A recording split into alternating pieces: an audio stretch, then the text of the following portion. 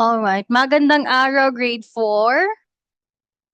Ngayon, bago natin simulan ang ating bagong talakayin, magkakaroon muna tayo ng panalangin.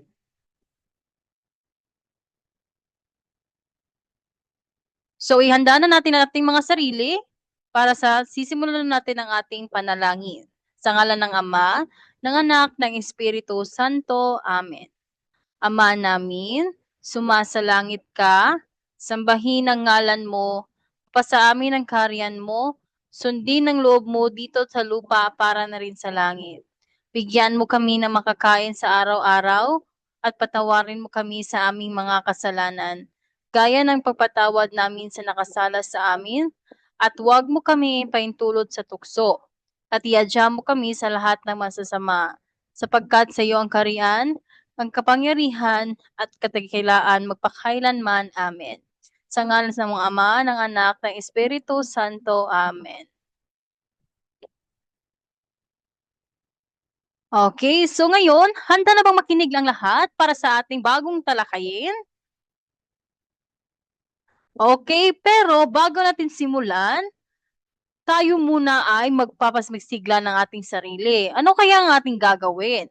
So ngayon, may ituturo si teacher na isang kanta. Alam niyo ba yung tono na "If you're happy and you know it"? Okay, magaling. So ang gagawin natin ay maituturo akong kanta sa inyo. At ito ay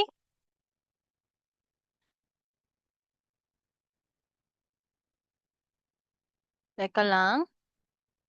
Okay, at ito ang tungkol sa Luzon, Visayas at Mindanao. Pero kakantahin natin ito sa tonong "If you're happy and you know it". So, si teacher muna ang maunang magkanta, tuturuan ko muna kayo at pagkatapos ay tayo namang lahat. Okay, so ganito ito. Sa Luzon, bundok ay mataas. Sa Luzon, bundok ay mataas.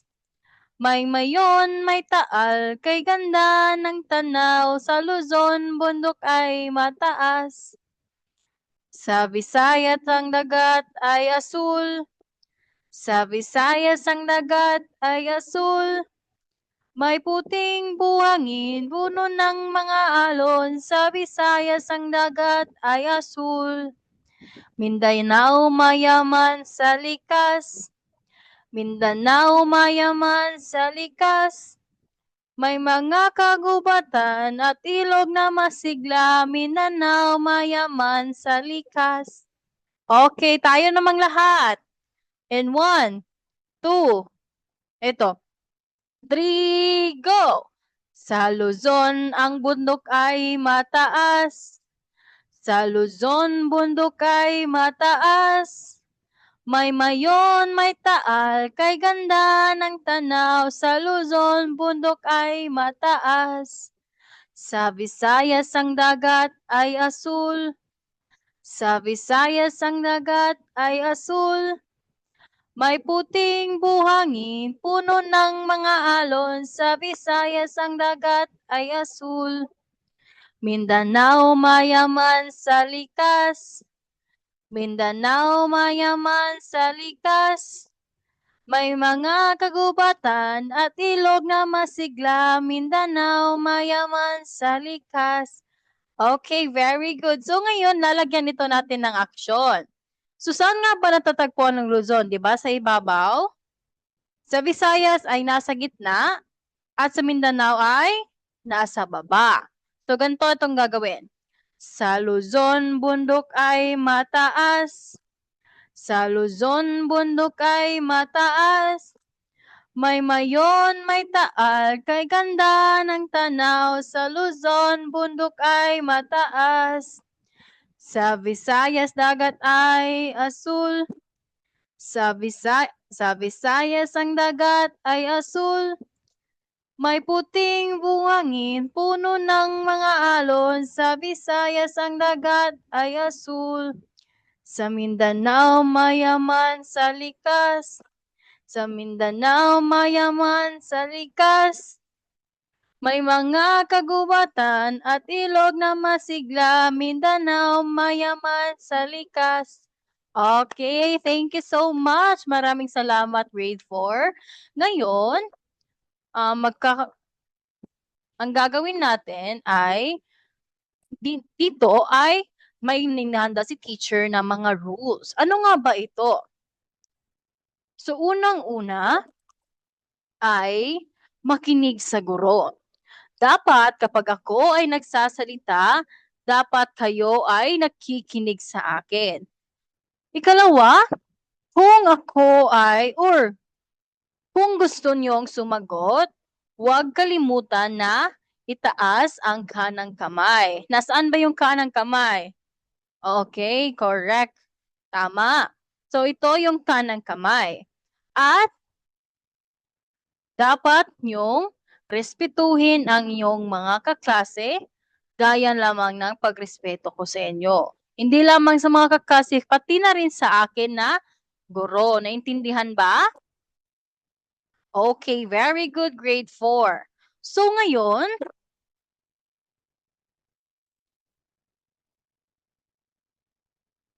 okay. Ano nga ba ang ginawa natin sa, I mean, before that, bago pa lang lahat, magche-check muna tayo ng attendance. Okay, pakitingnan ng mga paligid kung sino ang lumiban sa klase. Okay, very good. Walang lumiban sa klase. Bigyan ng palakpak ang lahat ng grade 4. Mabuti naman at walang lumiban. So ngayon, bago natin simulan ang ating bagong talakayin, ano nga ba ang ginawa natin kahapon? Ano yung tinalakay natin kahapon? Okay, tama. Nagkaroon tayo ng talakayan sa mga uri ng mapa. Sinong makabigay sa akin ano-ano ang mga uri ng mapa? Okay. Mapa ng Pilipinas. Ano pa? Okay, mapa ng mga lalawigan. Sino pa makapagbibigay? Very good, Insag. Mapa ng rehiyon. At yung panghuli ay? Okay, very good, mapa ng populasyon.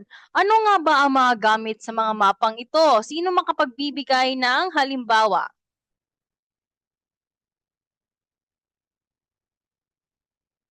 Okay, dahil sa mga mapa, nakikilala natin ang bansa na ito ay isang bansang tropical. Ano nga pa ba?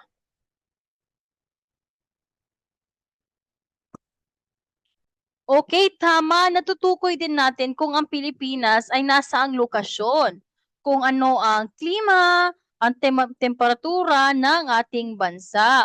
Okay, very good, grade 4.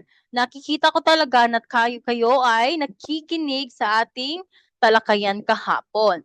So ngayon, meron na naman tayong panibagong gagawin. Pero bago yan, nandito. Si teacher ay may inahandang gawain para sa lahat at gagawin ito sa grupo. Magpipili si teacher ng 3 leader para gawin ang gawain at itong 3 leader ang magsisilbing tagapag-assign ng inyong gagawin mamaya. Okay, so narito yung 3 leader na ginawa ni teacher. Nasaan si Insag? Okay, very good, Insag. Nasaan si Fernandez? Okay, Fernandez, very good. At si Lim.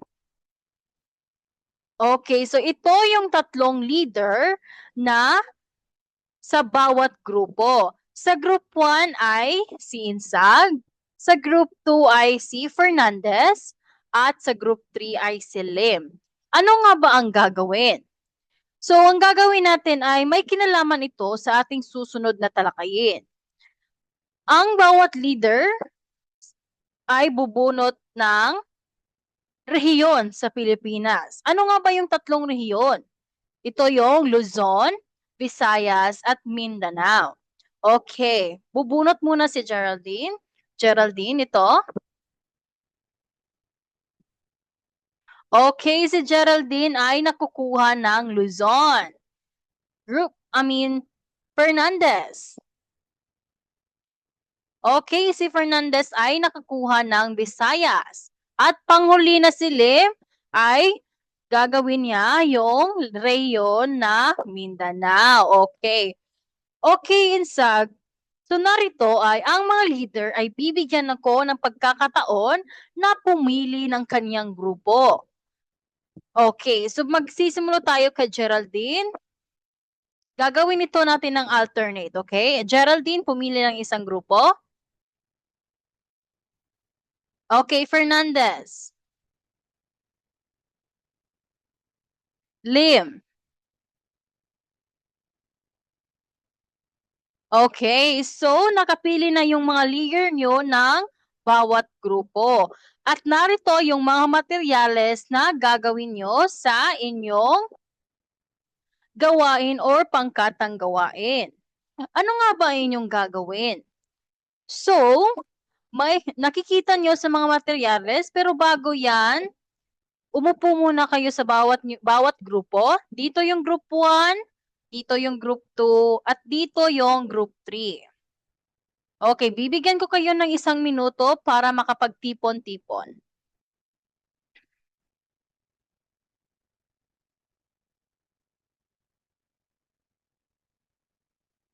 Okay, tapos na ang 1 minuto. Nakapag-upo na ba kayo sa iyong mga kagrupo?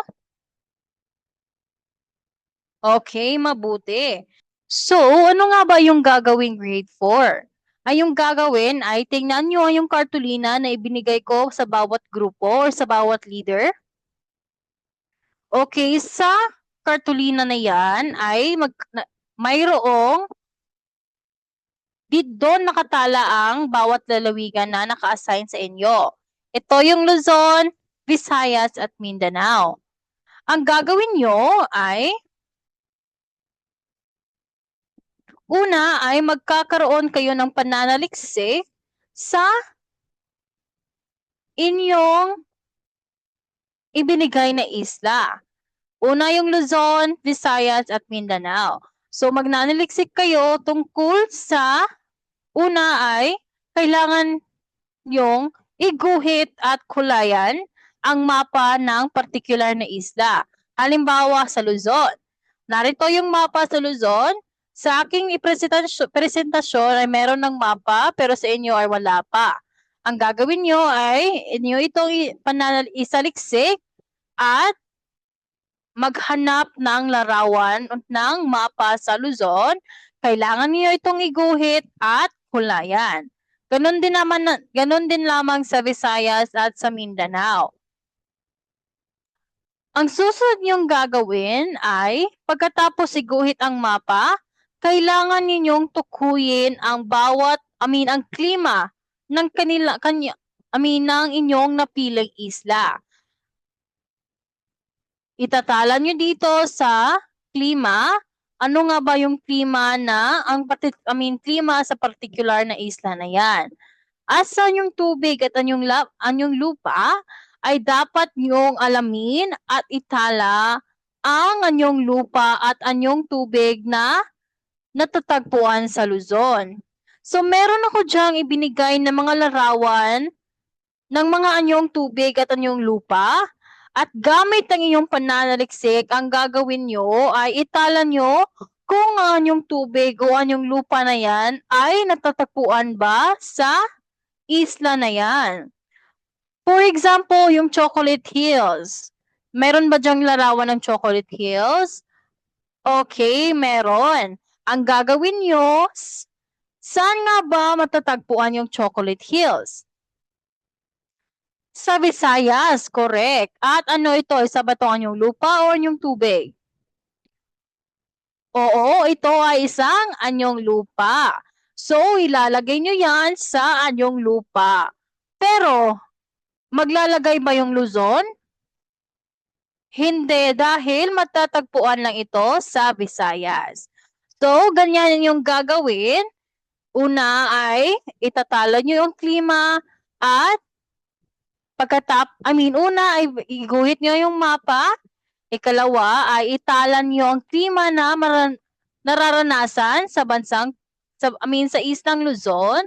At dapat nyo ding alamin at itala kung ano ang mga anyong tubig o anyong lupa na matatagpuan sa islang iyan. Maaari nyo ditong iguhit kung ang mga pictures ko na ibinigay ay kulang. Oo, maaari nyo itong iguhit at huwag kalimutan na ito ay kulayan dahil magbibigay ako ng puntos mamaya sa inyong mga pangkatang gawain. Okay? Naintindihan ba? Very good. So, bibigyan ko kayo ng 15 minuto para tapusin ang inyong gawain.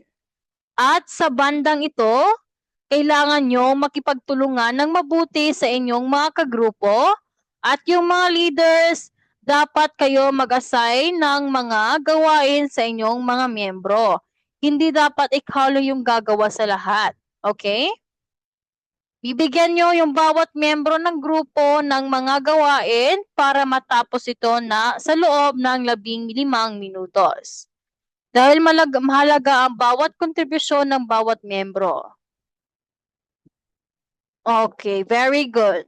So, bibigyan ko kayo ng 15 minuto at ang 15 minuto ay magsisimula na.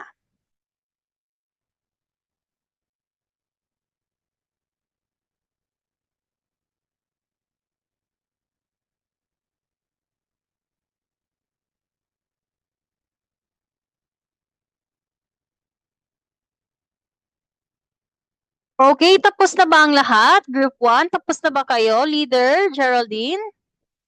Okay, very good. Group 2, Fernandez. Okay, tapos na din kayo. Group 3. Okay, tapos na rin yung group 3. So, bigyan ng palakpak ang lahat.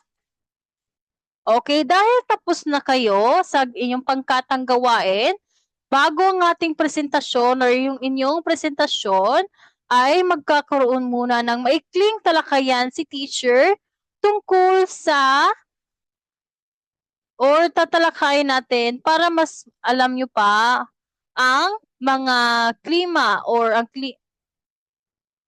yung klima ng Pilipinas, yung mga yung lupa at yung tubig na magtatagpuan sa bansang Pilipinas. Okay, magsisimula na ako. Sorry. Oops. Okay, base sa larawan na ito, ano nga ba ang inyong naobserbahan? Yes, Mon. Okay, very good. Sa larawang ito, nakikita natin ang buong mapa ng Pilipinas. Okay, at nakahati pala yung Pilipinas sa 3 malalaking pangkat na pulo. Ano nga ba yung mga ito? Yes, Geraldine. Correct. Ito yung Luzon, Visayas, at yung Mindanao. So, nandito yung Luzon, nandito yung Visayas, at nandito yung Mindanao. Oo, nakabahagi ito or nakapangkat ito sa 3. Ito yung Luzon, Visayas, at Mindanao. Very good, everyone. So, ano nga ba yung dalawang pangunahing panahon base sa iyong pananaliksik sa Pilipinas? Yes, Yes, Krisha. Okay, very good. Ito yung tag-init at yung tag-ulan. Okay, narito yung dalawang klima ng Pilipinas. Una, yung tag-ulan. Ang panahong ito ay nagdadala ng malakas na pag-ulan, lalo na sa buwan ng Hunyo hanggang Oktubre.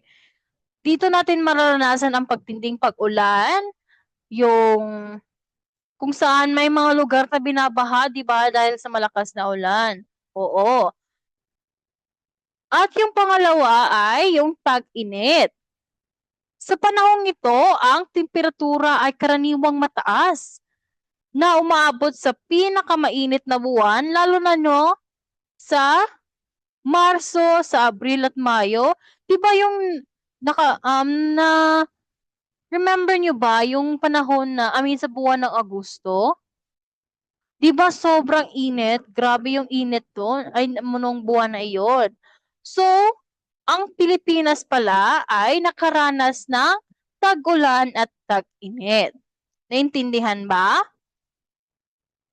Okay, maraming salamat. Wala na bang katanungan sa klima ng Pilipinas?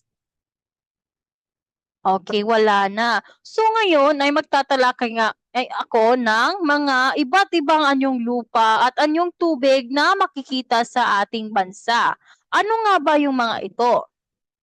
Okay, una, bundok. 'Pag sinasabi nating bundok, ito yung pinakamataas na anyong lupa. At kadalasan meron ito sa Luzon, Visayas at Mindanao. Merong mga bundok dito. Halimbawa, yung bundok Pulag. Ito ay matatagpuan sa Luzon, particular na sa hangganan ng Benguet. Ano pa? Oh, yung bundok Banahaw, bundok Kitinglad. O marami pang mga bundok ang matatagpuan dito sa Pilipinas. Yung pangalawa ay mamaya bago pala ako sa susunod, mamaya ay magpapakita tayo ng mga larawan sa iba't ibang anyong lupa at anyong tubig sa Pilipinas gamit sa mga pictures na ibinigay ko, okay? Okay. Pag sinasabi naman nating bulubundukin, ito yung nakahanay at tuloy-tuloy na bundok. Okay, makikita niyo sa larawang ito, yung bulubundukin ay tuloy-tuloy, yung mga bundok. Yan yung tinatawag natin na bulubundukin. At yung pangatlo, ay may mali pala sa presentasyon. Pero yeah, yung pangatlo, ano nga ba yung nakikita niyong larawan? Very good. Ito yung bulkan. Pag sinasabi naman nating bulkan, ito yung mataas na anyong lupa tulad lamang ng bundok. Pero may butas ito sa itaas. Makikita niyo yung mga bulkan ano nga ba yung English sa bulkan? Okay, correct, volcano. Pag sinasabi na tong bulkan ay ito yung umiinit at sumasabog. Makikita din natin sa isang bulkan na may usok. Okay, very good. Oo, makikita natin sumasabog ito na may lava. Very good siya, and sunod ay kapatagan. Pag sinasabi natin kapatagan, di ba patag? Ang kapatagan ay karaniwang ginagamit sa pagsasaka o pagtatanim. Dito makikita natin yung mga farmers na nagtatanim, gaya ng mga mais, ano pa, yung mga itatanim, mga halaman. Okay, very good. Dito natin makikita yung mga taniman sa isang kapatagan. Next is lambak. Pag sinasabi nating lambak, ito rin yung patag na napaliligiran ng mga kapundukan. Pag sinasabi natin, nandito yung kapatagan at may mga kabundukan. Yan yung tinatawag natin na isang lambak. At pangalawa yung talampas. Pag sinasabi naman nating talampas, ito yung patag na matatagpuan sa itaas na bahagi ng bundok at karaniwang malamig ang klima. So bakit nga ba malamig ang klima sa isang talampas? Dahil pag tayo na ay nasa mataas na lugar, ang temperatura din ay bumababa kaya lumalamig ang klima. Yan yung isang talampas. Mataas din na yung talampas pero ito ay patag. Sa tangway naman, pag sinasabi nating tangway, ito yung bahagi ng anyong lupa na pahaba. Ano nga ba yung pahaba? Okay, very good, pahaba. Pag sinasabi nating tangway, ito ay naka-usli sa tubig hanggang isang bahagi ay nakadikit sa mas malaking bahagi ng lupa. Mamaya magpapakita ako ng larawan ng tangway. At panghuli yung burol. Pag sinasabi naman nating burol, ito yung katulad ng bundok, pero mas mababa. Di ba yung bundok, nakikita natin sa picture nito, bundok ay mataas, pero yung burol ay mas mababa sa bundok. Okay, so ito yung mga anyong lupa na makikita sa Pilipinas. May mga katanungan ba? Okay, wala ng katanungan. At magsisimula naman tayo sa anyong tubig. Ano nga ba yung mga anyong tubig na makita sa bansang Pilipinas? Narito yung mga halimbawa. Una, yung karagatan. Pag sinasabi nating karagatan, ito yung pinakamalawak na anyong tubig na bumabalot sa buong mundo. Kaya na ng West Philippine Sea. Oo, yun yung mga halimbawa na karagatan na pinakamalawak na anyong tubig. Yung pangalawa ay dagat. Pag sinasabi nating dagat, ito yung pangalawa sa pinakamalawak na anyong tubig na karugtong sa karagatan. Pag ito yung karagatan, yung dagat ay karugtong naman sa karagatan, pero ito yung pangalawang pinakamalawak. Pag sinasabi nating luok, ang luok ay nakarugtong sa dagat, ngunit may bahaging nakadikit sa lupa at karaniwang nagsisilbing daungan ng maliit na mga sasakyang pandagat. Pag sinasabi nating sasakyang pandagat, yung mga bangka, di ba? Oo, dito natin makikita dahil may mga nakadikit sa lupa at nandito yung tubig. Nakikita nyo sa simbolo na yan, yung may tatsulok, yun yung lupa at yung nakaganyan, yan ang anyong tubig. Very good. Pag sinasabi naman ng ilog, ito ay isang maliit at mahabang anyong tubig na umaagos. Halimbawa, yung Pasig River. Ano nga ba? Nakikita niyo ba yung mga picture sa Pasig River? Oo, yung Pasig River ay mahaba ito. At yung tubig ay palaging dumadaloy. Yan yung yan yung tinatawag nating ilog o river. Next is yung talon. Or sa English ay waterfalls. Pag sinasabi nating talon, ito ang daloy ng tubig na nagmula sa itaas na bahagi ng bundok at maaaring mapagkukunan ng kuryente. Oo, di ba nakakapagpanibago? Ang talon pala ay maaaring mapagkunan ng kuryente. Oo, may mga lugar na ginagamit ang talon kung saan dahil magbibigay ito ng kuryente, tama. At yung tubig dito ay padaloy pa ganito. Di ba nakikita niyo sa talon yung pabagsak yung daloy ng tubig dahil nasa taas ito ng bahagi ng bundok. Very good. Ngayon naman ay lawa. Ito yung anyong tubig na napapaligiran ng lupa.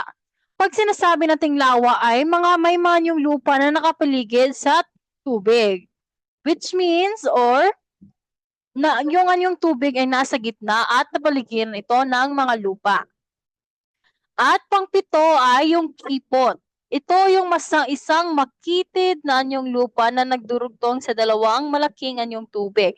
Nakikita nyo doon, ito yung masikip na anyong tubig. Ito yung tinatawag natin ng kipot na nagdurugtong sa dalawang bahagi o malaking anyong lupa talata ito, lupa, yung maliit na daloy.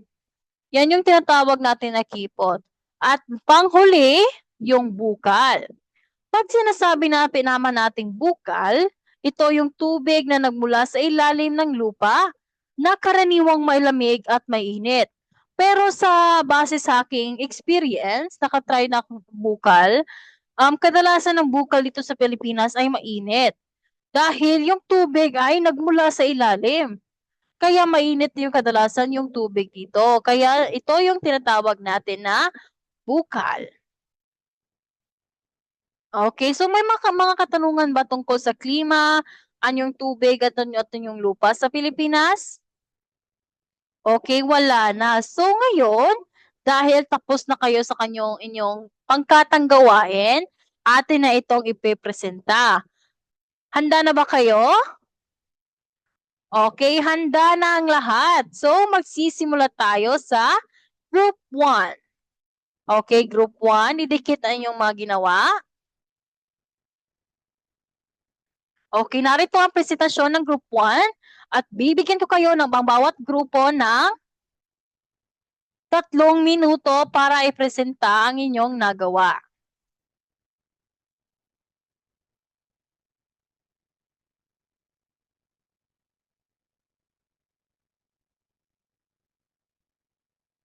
Okay, Narik. Very good, Group 1. Bigyan ng 3 bagsak. So, narito ang gawa ng Group 1. Unang-una, iginuhit nila yung mapa ng Luzon at kinulayan ng asul. Very good. At ang klima na nararasan ng Luzon ay tag-ulan at tag-init. Correct. At ang yung lupa naman na matatagpuan dito ay una, ano nga ba ito, Group 1? Ito yung Mount Mayon na matatagpuan sa very good na matatagpuan sa Albay. Yung pangalawa naman. Okay, ito pala yung Cordillera or bundok ng Cordillera. Makikita natin, ano nga ba yung bundok? Balikan natin ang presentation kanina. Pag sinasabi natin bundok, ito ang pinakamataas na anyong lupa. So yung bundok ng Cordillera pala ay mataas. Nakikita nyo sa balarawan, mga mataas ito na anyong lupa. Very good. At lastly, yung Bulkang Taal. Nakikita nyo, di ba, pag sinasabi nating Taal, ang anyong yung bulkan pala. Bulkan? Oo. Ito yung halimbawa ng Bulkang Taal. I mean, ito ang picture o guhit ng Bulkang Taal. At yung anyong tubig naman, ito yung halimbawa ng lawa ng Taal. Pag sinasabi nating lawa ng Taal, di ba yung lawa ay napapaligiran ito ng anyong lupa? At ano yung nakikita sa picture? Oo, correct. Nakapalibot ito ng mga anyong lupa at nasa gitna yung anyong tubig. And lastly is yung very common dagat na sa Luzon or dagat ng Luzon. Nakikita nyo, di ba, ang lawak ng dagat? Dahil isa ito sa ikalawang pinakamalawak na anyong tubig, yung dagat. Okay, very good, Group 1. Bigyan ng 3 bagsak. Okay, Group 2. Idikit na yung mga gawain at bibigyan ko kayo ng 3 minuto para ipresenta.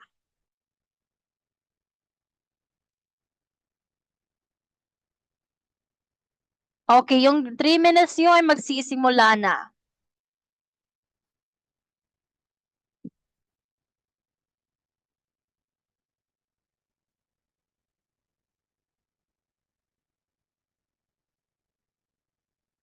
Okay, very good, Group 2. Bigyan ng 3 bagsak. Okay, base sa presentasyon ng Group 2, sa Visayas pala ay nakaranas sila ng tag-init at tag-ulan. Di ba? Ang Cebu, nasaan ba yung Cebu? Di ba sa Visayas? At nakakaranas tayo ng tag-ulan at tag-init. Ano nga ba yung mga anyong lupa na matatagpuan sa Visayas? Una, yung Chocolate Hills. Saan ba natatagpuan yung Chocolate Hills? Very good, sa Bohol. Ibigyan ng 1 bagsak. Okay, sa Bohol natin matatagpuan yung Chocolate Hills, kung saan kapag umuulan, ano ang kulay ng Bulkang Taal? Bulkang Taal, Chocolate Hills.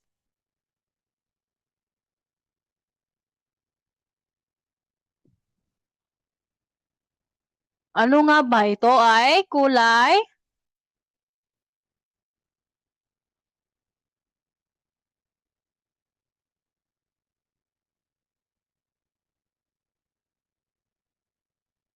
Okay, kapag umuulan ng Chocolate Hills sa Bohol ay ang karaniwang may kulay berde. Kapag naman umiinit ay kulay brown. Very good, Chimham. At yung pangalawa, ito ang Bulkang Kanlaon. Pag sinasabi nating bulkan, di ba ito yung may butas sa ibabaw at umuusok? Okay, ito yung yung lupa na matatagpuan din sa Visayas. At yung panghuli ay Kapatagan ng Negros. Makikita nyo Kapatagan, di ba yung patag na karaniwang tinataniman? Nakikita nyo ba may mga tanim dyan sa Kapatagan? Okay, very good. Ito yung Kapatagan na matatagpuan sa Negros. Now, Dadako naman tayo sa anyong tubig daw. Base sa kanilang presentasyon, ang anyong tubig na matatagpuan sa Visayas ay waterfalls and karagatan. Very good.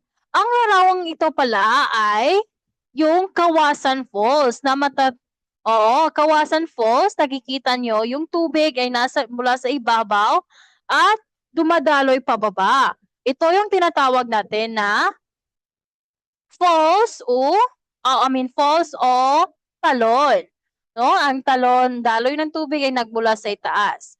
So, ang halimbawa ng sa Visayas na matatagpuan, anyong tubig na matatagpuan sa Visayas ay talon.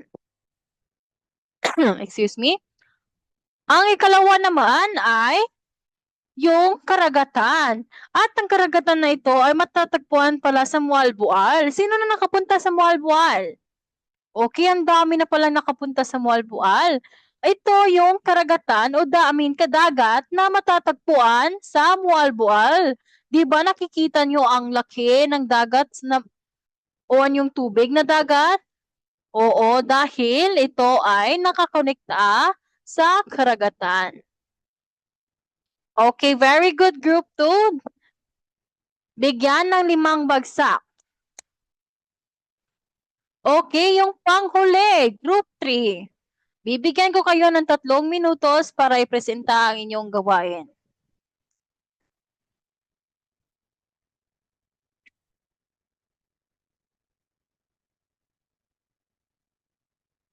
Okay, thank you, Group 3.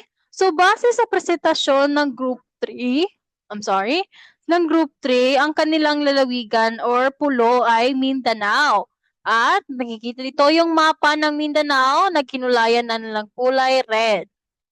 Ano nga ba yung klima na nararanasan sa Mindanao? Parehas din na nararanasan sa Mindanao ay tag-ulan at tag-init. Ano nga ba yung anong lupa na matatagpuan sa Mindanao ayon sa Group 3? Una, isang bundok.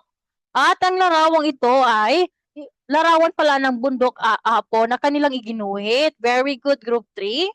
At yung pangalawa ay kapatagan ng Negros. Pero nasaan yung kapatagan nito?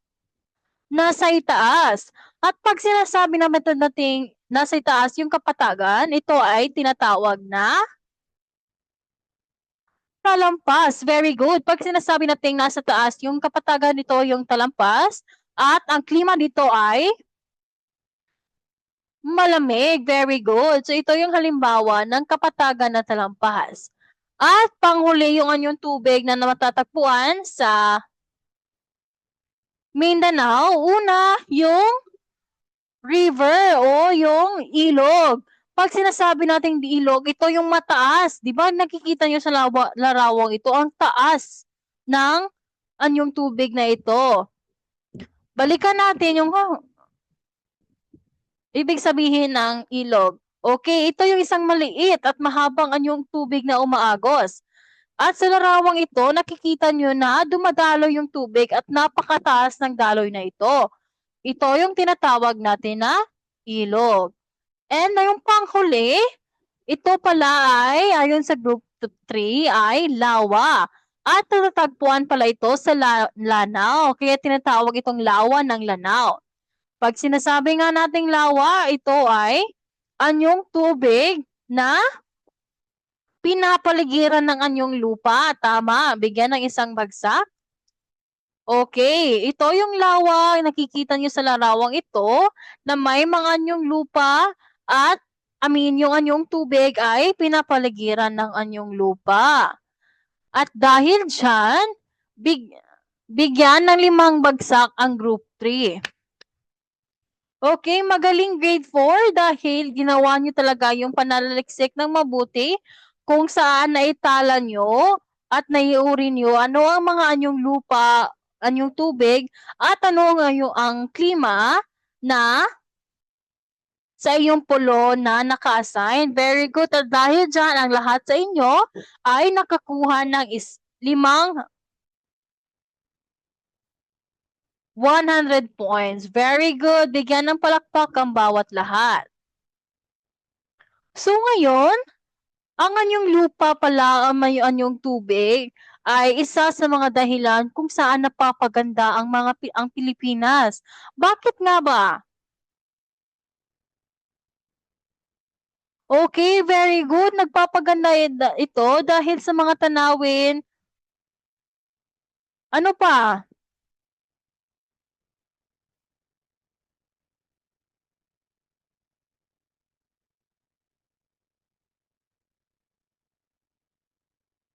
Ano pa? Oo, malaking kontribusyon ito sa pagpapaganda ng Pilipinas dahil sa kanilang natural na tanawin o yaman at kalagahan na din sa ekosistema. Ang iba't ibang anyong lupa tulad ng bundok, burol at mga baybayin, pati na rin yung mga anyong tubig tulad ng mga ilog, lawa at dagat, ay nambibigay ng kamamanghang-manghang mga tanawin. Kagaya naman ng Chocolate Hills, di ba sa Bohol at Mount Mayon sa Albay. Ito ay ilan sa mga pinakapopular na destinasyon ng mga turista. Kaya nga maraming mga turista na dumadalo dito sa Pilipinas, di ba? Dahil maganda ang mga tanawin o mga anyong lupa at tubig dito sa Pilipinas. Ang anyong lupa at tubig ng Pilipinas naman ay mayayaman sa mga likas, tulad ng mga kagubatan, mga coral reefs at mga mineral. Ang mga ilog at dagat tulad ng Ilog Agusan at Dagat ng Sulo ay nagbibigay ng mga produktong pangkabuhayan tulad ng very good yung isda at iba pang yamang dagat. At mga ibang-ibang yung tubig naman at lupa sa Pilipinas ay nagsisilbin din ng tahanan ng maraming uri ng hayop at halaman. Halimbawa, ang mga bundok at kagubatan, ano ba yung mga naninirahan dito? Oo, ito yung mga animals o mga endemikong mga species o mga hayop na at mga halaman na din. Very good. Pati na naman yung coral reefs. Saan ba matatagpuan yung coral reefs? Oo, natatagpuan ito sa karagatan na naglalaman ng makukulay at buhay ng mga ecosystem. So ngayon, meron pa ba kayong mga katanungan tungkol sa ating leksyon ngayon? Okay, wala na. Dahil wala na kayong mga katanungan, magkakaroon tayo ng maikling pasulit. Dahil natalakay na natin ang tungkol sa klima, anyong lupa at anyong tubig sa ating bansang Pilipinas, bibigyan ko kayo ng kaunting pagsusulit para malaman ko kung kayo talaga ay nakikinig sa ating talakayin ngayon. So, ipapasa ko itong papel para sa ating pagsusulit. Bibigyan ko kayo lamang ng 10 minuto para tapusin ang ating pagsusulit. Naintindihan ba? Okay, very good. So, yung 10 minuto ay magsisimula na.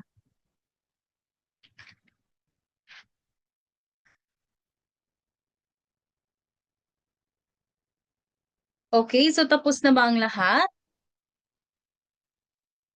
Okay, kung tapos na ang lahat, ipasa ang inyong papel sa harapan.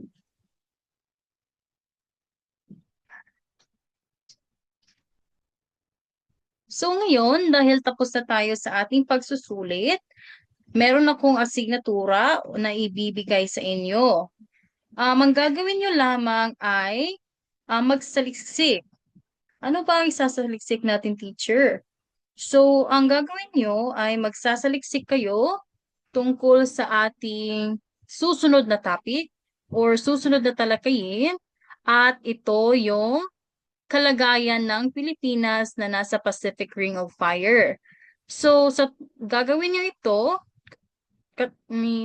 sa tulong ng iyong mga magulang at ito ay paghahanda natin sa sunod na aralin. Naintindihan ba? Alright, very good. So, sa panghuli nating gagawin, meron lamang akong mga kaunting katanungan para sa inyo. Ano nga ba ang pinaka-nakakit-akit na katangian ng Pilipinas para sa iyo at bakit? Yes, Geraldine.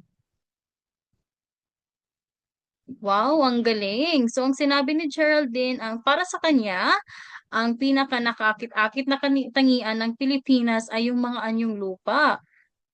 Dahil ito pala ay nagpapaganda sa ating bansang Pilipinas. Dito natin nakikita ang iba't ibang mga tanawin at dito natin din nakikita yung mga magandang pananim dahil gawa sa ating mga farmers, tama. So, sa susunod, paano kaya nakakatulong ang mga anyong lupa at anyong tubig sa buhay ng mga tao sa bansa? Yes, Bryle.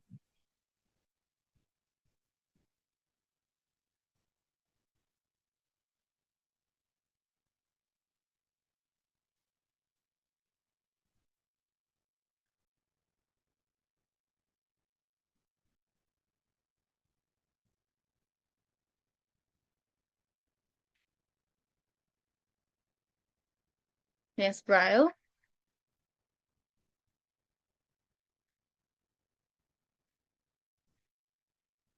Okay, very good, Bryle. Bigyan ng dalawang bagsak si Bryle. So, ayon kay Bryle, ang anyong tubig ay at ang anyong lupa ay may malaking papel sa buhay ng Pilipino. Dahil unang-una nagbibigay ito ng pagkain, kagaya naman lang ng isda at iba pang pagkaing dagat. Ano pa? Yes, Tina. Okay, very good, Tina. Ayon kay Tina, ay mahalaga din ang inyong tubig para sa pagsasaka na nakakatulong din sa seguridad sa pagkain. Paano naman yung anyong lupa? Yes, Eliza. Okay, very good. Bigyan ng isang bagsak si Eliza. Ang anyong lupa pala ay tumutulong ito gaya ng bundok at kagubatan sa pagpigil ng baha at pagguho ng lupa. Okay, bigyan ng lahat ng 5 bagsak. Ngayon, nakikita ko talaga na kayo ay nakinig sa ating talakayin at sa susunod ay huwag kalimutan ang asignatura na magsaliksik tungkol sa ating susunod na aralin. Hanggang sa huli, paalam grade 2. Grade 4. Paalam grade 4. Maraming salamat at magkikita tayo sa muli.